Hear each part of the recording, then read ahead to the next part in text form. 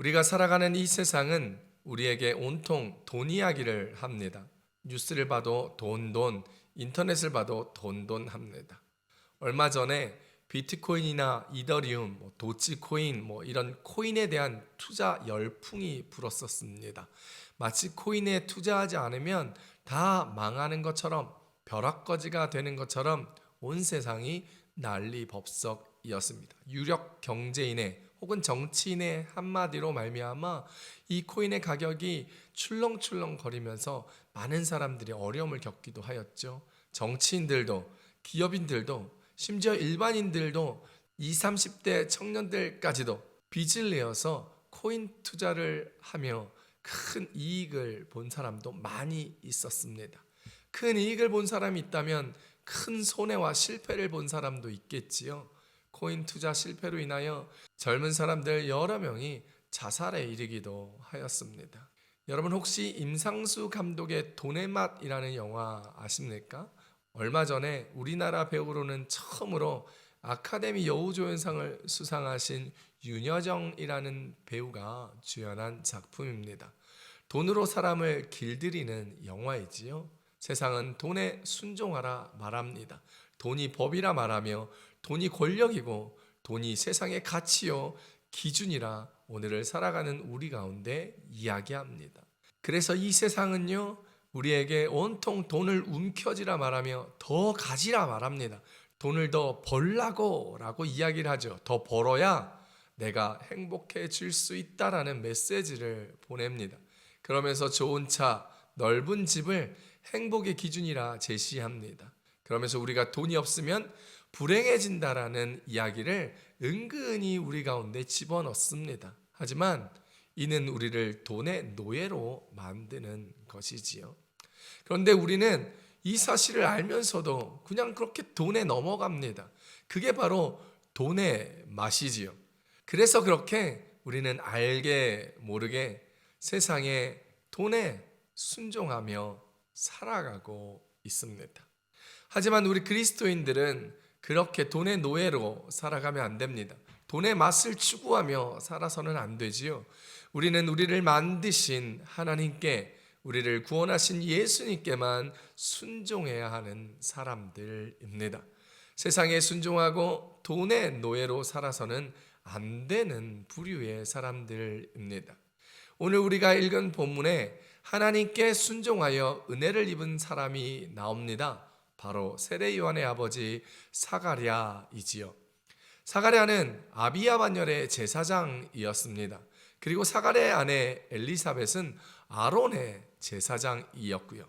쉽게 이야기하면 사가랴와 엘리사벳 이 두 사람은 신앙의 명문 가문 출신의 자손들이었습니다. 또한 성경은 사가랴와 엘리사벳 이 두 사람이 하나님 앞에 의인이라 칭하고 있습니다. 누가복음 1장 6절 함께 읽어봅니다. 이 두 사람이 하나님 앞에 의인이니 주의 모든 계명과 규례대로 흠이 없이 행하더라. 아멘. 그런데 제사장이면서 믿음의 명문 가문 출신이며 하나님 앞에 의인이라 불렸던 이 두 사람에게 마치 아브라함과 사라처럼 문제가 있었습니다. 그 문제는 바로 이 두 사람 사이에 아이가 없었던 것이지요. 사실 제사장의 입장에서 아이가 없다는 것은 큰 수치였습니다. 그러던 어느 날 사가랴가 제사장의 직무를 수행할 때에 주의 사자가 나타나 요한이라는 이름의 아들을 낳을 것이라 예언하였습니다. 사가랴도 그 상황을 딱 맞닥뜨리자마자 이전에 아브라함처럼 나이가 많은 자신과 아내에게서 아이가 생길 것에 대한 그 천사 가브리엘의 말을 믿을 수가 없었습니다. 자신의 생각과 경험으로 사가랴는 믿음 없는 말을 하게 되었고 그 말로 인하여 가브리엘 천사가 아이가 태어날 때까지 사가랴 입을 닫게 하여 말을 하지 못하게 하였습니다. 누가복음 1장 20절에서 이렇게 이야기합니다.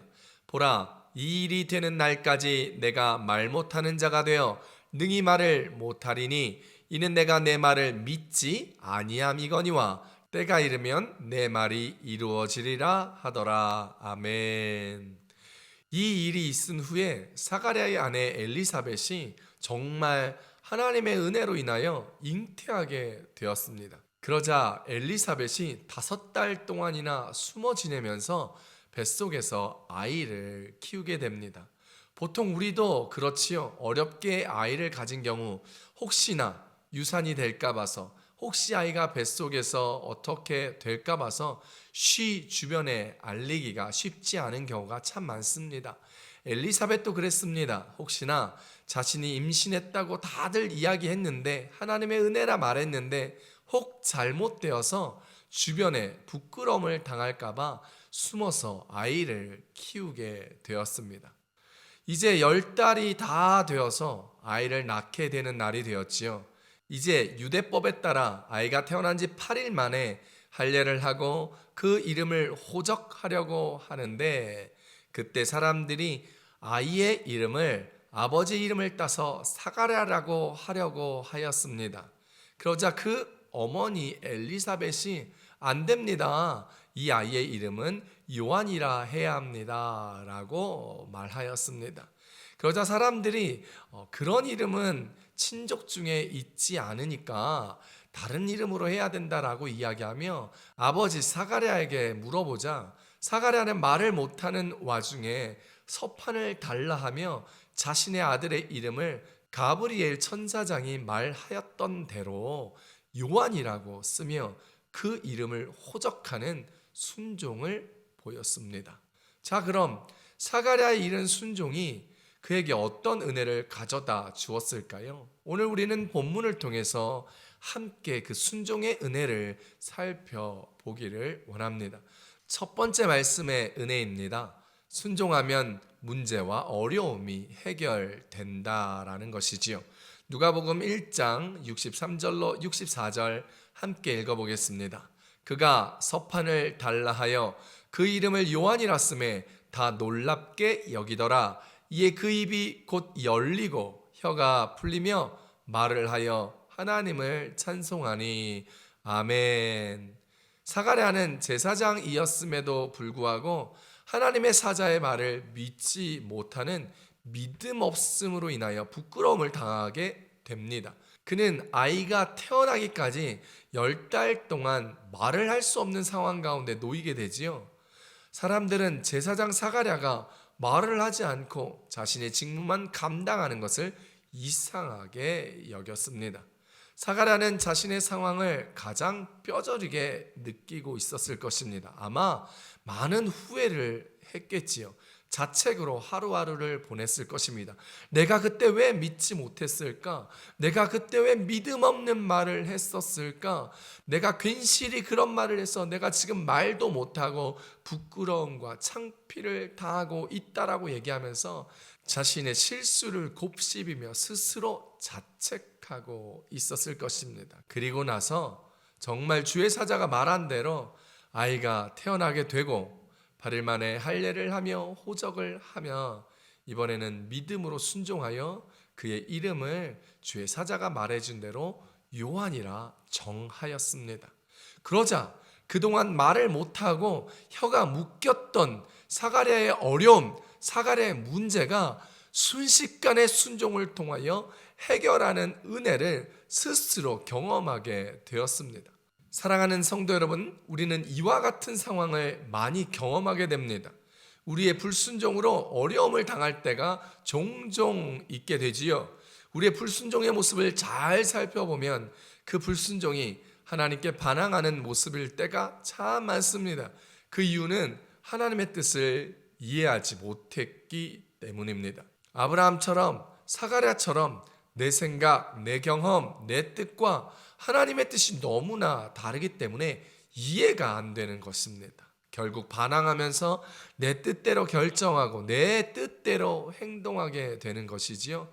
그런데 그게 잘 되면 참 좋겠는데 그 선택이, 그 결정이 잘 안 되고 그 불순종으로 말미암아 어려움을 당하며 문제가 생겨 내 인생을 가로막게 될 때가 참 많이 있습니다. 사가랴가 지금 이런 경우를 경험하게 되었던 것이지요. 또한 우리가 불순종을 할 때를 보면 변명하는 경우가 많습니다. 자꾸 다른 이유를 대지요. 몸이 아파서 봉사를 못한다느니, 돈이 없어서 11조를 못한다느니, 시간이 없어 성경 공부를 못한다느니, 말을 못해서 대표 기도를 못한다느니, 바빠서 주일 성수 못한다느니, 이런 변명으로 하나님 앞에 순종하지 않는 것입니다. 그래서 이런 불순종으로 말씀을 깨닫지 못하고 신앙이 성장하지 못하고 믿음의 가치 기준을 올바르게 세우지 못하여 결국 죄를 짓고 넘어지고 자빠져서 성도의 삶이 어려움과 문제에 봉착하게 되는 경우를 자주 보게 됩니다. 아주 오래전의 일인데 제가 아시는 한 집사님이 아내와 이혼을 하시고 혼자 살고 계셨습니다. 제가 그분을 가끔 만나 교제하면서 신앙 상담을 해 주었습니다. 그런데 제가 어느 날 길에서 그 집사님과 한 여자분이 함께 다니시는 것을 보았습니다. 그런데 그분과의 관계가 심상치 않아 보였습니다. 그러던 중에 제가 그 집사님을 만나게 되어 제가 본 상황을 이야기하면서 두 사람의 관계에서 거룩을 지키는 것이 매우 중요하다 말씀드렸습니다.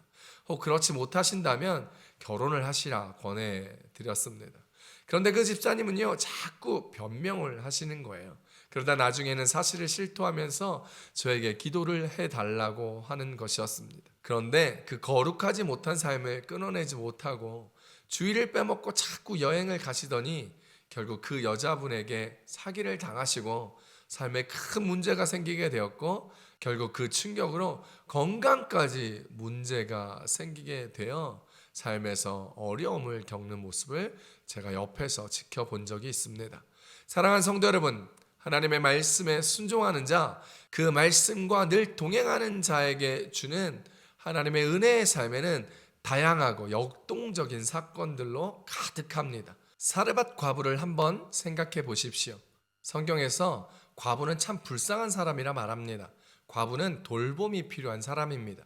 그래서 하나님께서 구약에서 과부와 나그네는 특별히 많은 관심을 가지고 사랑과 배려를 해 주어야 하는 사람들이라 말씀하셨지요. 사회적 약자이기 때문입니다. 신명기 24장 19절에서 이렇게 이야기합니다. 내가 밭에서 곡식을 벨 때에 그 한 뭇을 밭에 잊어버렸거든 다시 가서 가져오지 말고 나그네와 고아와 과부를 위하여 남겨두라. 그리하면 내 하나님 여호와께서 내 손으로 하는 모든 일에 복을 내리시리라. 아멘. 사랑과 배려와 돌봄이 필요한 사회적 약자이자 가난의 상징이었던 사르밧 과부에게 엘리야 선지자가 찾아옵니다. 하나님이 시돈 땅에 사르밧에 머물면 과부에게 명령하여 너에게 음식을 먹게 하겠다고 엘리야 선지자에게 말씀하셨습니다.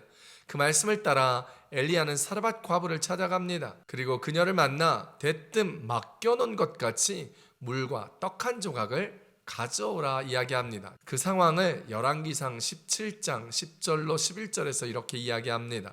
그가 일어나 사르밧으로 가서 성문에 이를 때에 한 과부가 그곳에서 나뭇가지를 줍는지라.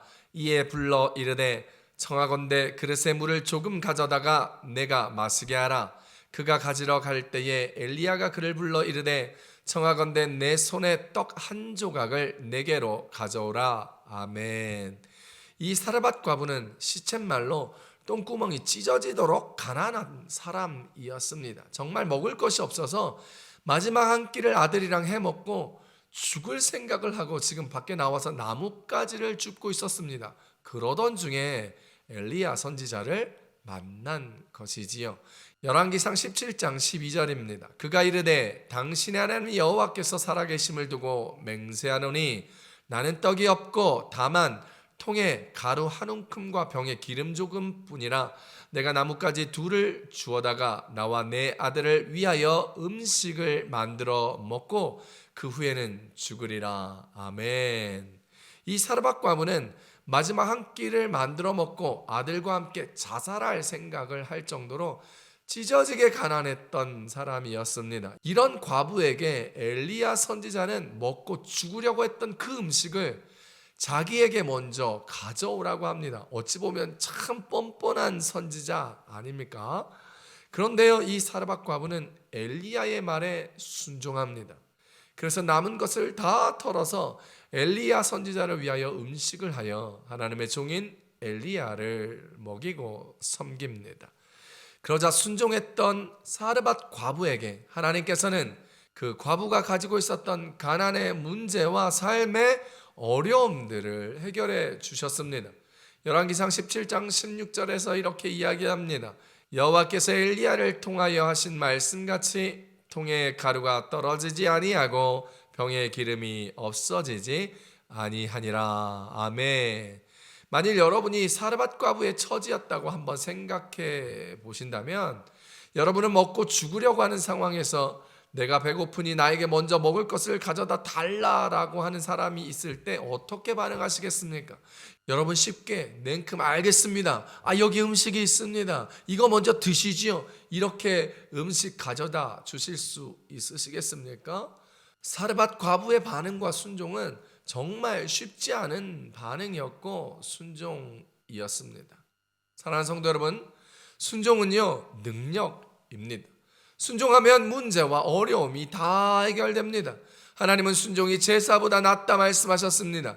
순종이 바로 하나님을 기쁘시게 하는 것이라 말씀하셨지요.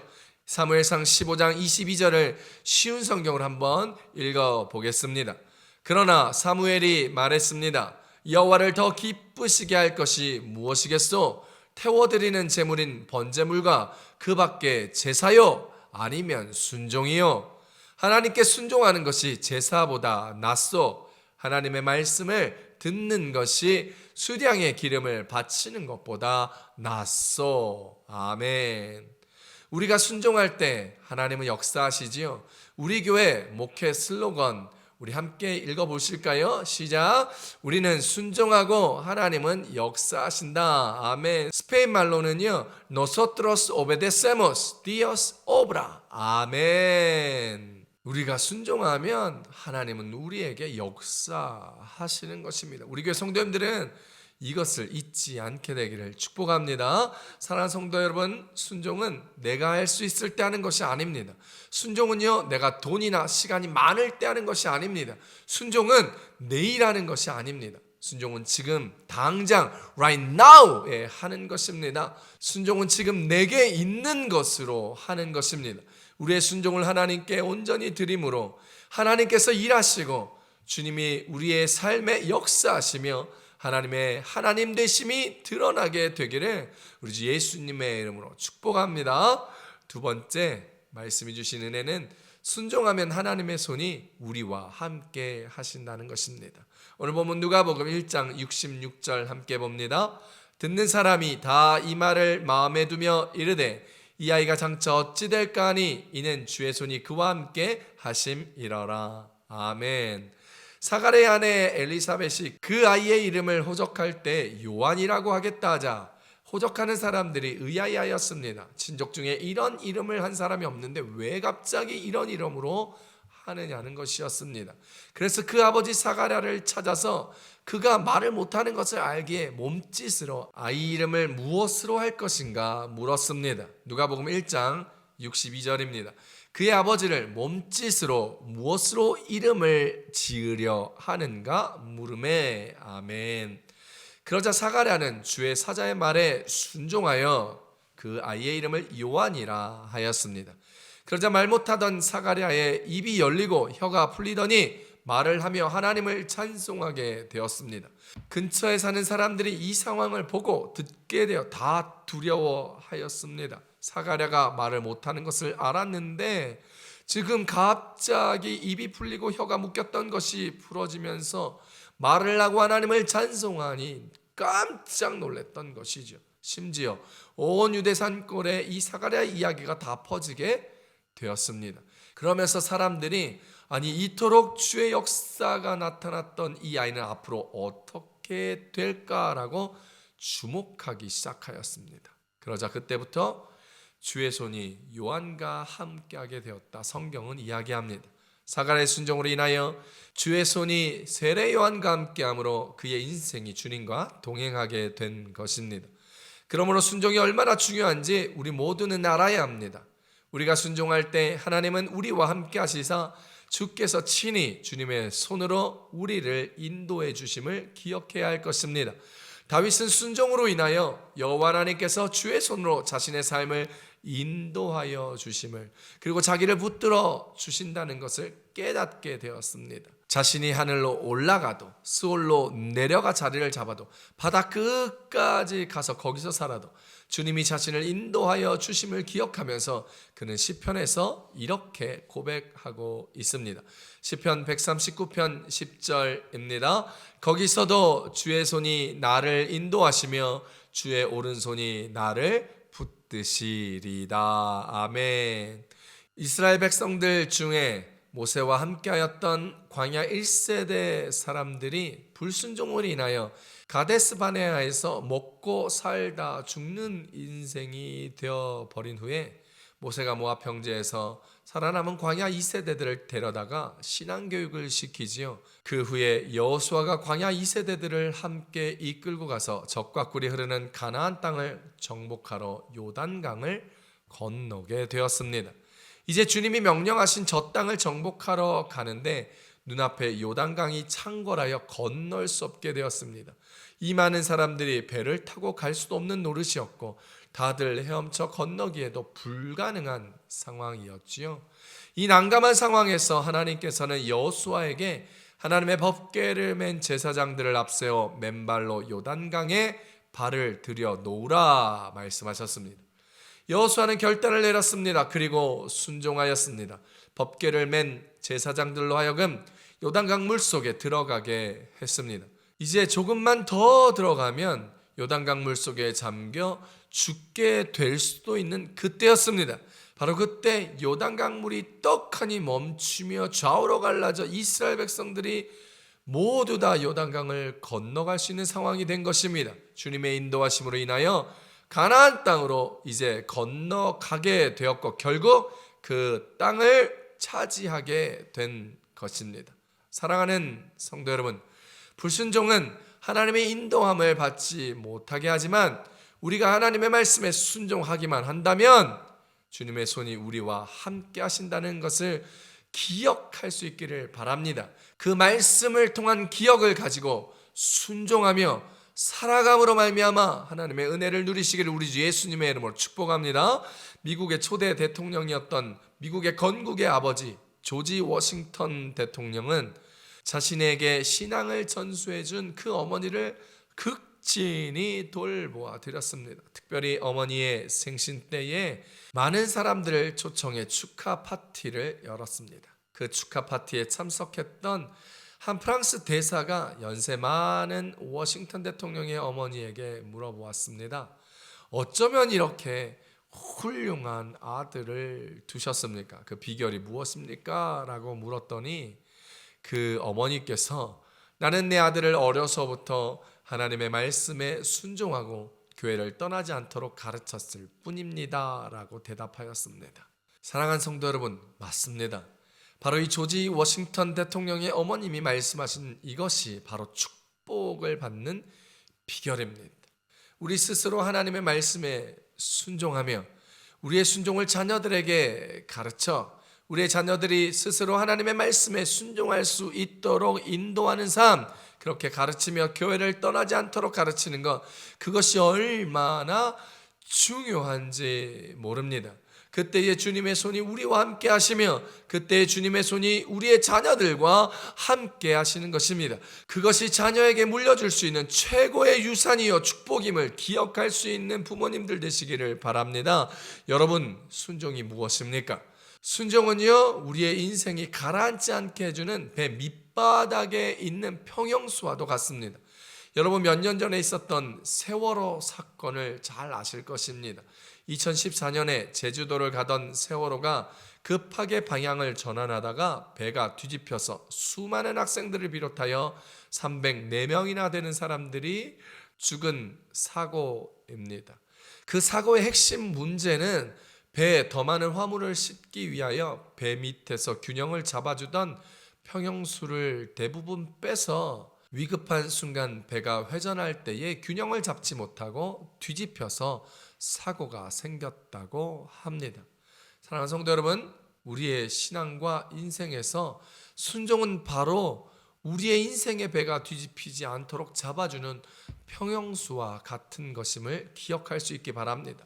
우리 영혼이여 결코 넘어지지 않도록 우리 인생의 무게를 잡아주고 지탱해주고 하나님이 베풀어 주신 축복을 누릴 수 있도록 중심을 잡아주는 것, 그것이 바로 순종임을 깨달을 수 있기를 축복합니다. 이 순종을 통하여 주님의 손이 우리와 함께 함으로 우리 인생이 세상의 파도에 뒤집혀지지 아니하고 은혜와 축복과 형통을 누릴 수 있는 우리 모두의 삶이 되시기를 우리 주 예수님의 이름으로 축복합니다. 세 번째 주시는 말씀의 은혜는 순종하면 성령 충만 받는다는 것입니다. 오늘 말씀 누가복음 1장 67절입니다. 그 붙인 사가랴가 성령의 충만함을 받아 예언하여 이르되 아멘. 사가랴는 주의 말씀에 순종함으로 결국 성령의 충만을 받아 예언을 하게 되었습니다. 그리고 하나님을 찬송하게 되었지요. 하지만 사가랴는 믿음의 명문 가문 출신에다가 제사장이었음에도 불구하고 자신의 경험과 객관적인 이성을 통하여 하나님의 말씀이 믿기지 않았습니다. 그래서 처음에는 믿음으로 순종할 수가 없었습니다. 목회를 하다 보면 교회를 왔다 갔다 하고 예배를 드리는 사람들은 정말 많지만 하나님의 말씀과 그분의 뜻에 순종하는 사람은 얼마 되지 않는다는 것을 알게 되는데 참 그리 오랜 시간이 걸리지 않는 것 같습니다. 교회 오래 다녔다고 순종을 잘하는 것도 아니더라고요. 하나님을 섬긴다고 다 순종하는 사람이 되는 것도 아니었습니다. 순종에는 하나님의 말씀에 대한 확실한 믿음이 있어야 순종할 수 있습니다. 교회 생활을 오래 하면서도 믿음 따로 순종 따로 살아가는 사람이 참 많습니다. 하나님께서는 이스라엘 백성들에게 순종 없는 것을 한탄하셨습니다. 순종의 생활을 하라고 강력하게 말씀하셨습니다. 애굽에서 출애굽을 해서 나온 이스라엘 백성들이 가나안에 들어가지 못하고 광야 1세대들이 모두 죽었습니다. 그러면 이들이 왜 적과 꿀이 흐르는 광야 땅에 들어가지 못한 것일까요? 그들이 하나님의 말씀을 듣지 못해서요? 알지 못해서요? 그런 것 아닙니다. 그들이 하나님의 기적을 보지 못해서요? 경험하지 못해서요? 그런 것도 아니었습니다. 그들은 애굽에서 자기들의 아들들이 살아남고 애굽의 장자들이 하룻밤 사이에 모두 몰살되는 놀라운 기적을 경험하였습니다. 애굽에서 10가지 재앙이 있는 동안 그들 모두는 그 재앙을 하나도 당하지 아니하고 살아남은 것을 경험하고 체험하였습니다. 그들은 홍해가 육지처럼 갈라지는 것을 두 눈으로 똑똑히 보았고 그 길을 건너감으로 그 홍해 바다의 길을 건너감으로 하나님의 크신 능력을 체험하였지요. 그런데도 그들은 순종의 생활을 하지 못하였고 결국 광야에서 죽는 신세가 되었던 것입니다. 사랑하는 성도 여러분, 순종은 오랜 신앙생활을 통하여 얻을 수 있는 것이 아닙니다. 순종은 내가 하나님의 은혜를 경험하였다고 기적을 체험하였다고 할 수 있는 것이 아닙니다. 순종은요, 하나님의 말씀을 딱 들을 때 우리의 마음속에서 믿음의 결단을 통하여 나온다는 사실을 알아야 합니다. 내가 정말로 순종의 생활을 하면서 하나님의 은혜를 누리고 주의 복음을 증거하며 주께서 약속하신 이 은혜와 축복을 받아 누려야겠다라는 마음의 결단이 없이는 순종은요 좀처럼 쉽지가 않습니다. 우리가 그렇게 결단해서 순종할 때 주님은 우리에게 성령 충만을 허락해 주시면서 그 성령 충만을 통해서 그 결단을 실천할 수 있는 힘과 능력을 우리에게 부어 주시는 것입니다. 사도행전 5장 32절입니다. 우리는 이 일의 증인이요 하나님이 자기에게 순종하는 사람들에게 주신 성령도 이러하니라 하더라. 아멘. 부활하신 예수님을 만난 제자들은 하나님의 말씀에 순종하기로 결단합니다. 예수님의 유언에 순종하기로 결단하였습니다. 그러자 성령의 충만함을 받아 오순절 성령 강림을 경험하게 되었고 그 성령의 힘과 능력으로 말미암아 세계 곳곳을 다니며 복음을 전하며 예수의 이름을 증거하게 되었던 것이죠. 사랑하는 성도 여러분, 순종하신 여러분 되시기를 축복합니다. 그 순종으로 성령 충만 받으신 여러분 되시기를 축복합니다. 순종으로 받은 성령 충만으로 힘과 능력을 얻게 되시기를 축복합니다. 그 힘과 능력으로 복음을 전하며 예수의 이름을 증거하며 생명을 살리며 하나님의 나라를 함께 이뤄가는 저와 여러분 모두의 삶들이 되시기를 우리 주 예수의 이름으로 축복합니다. 다 같이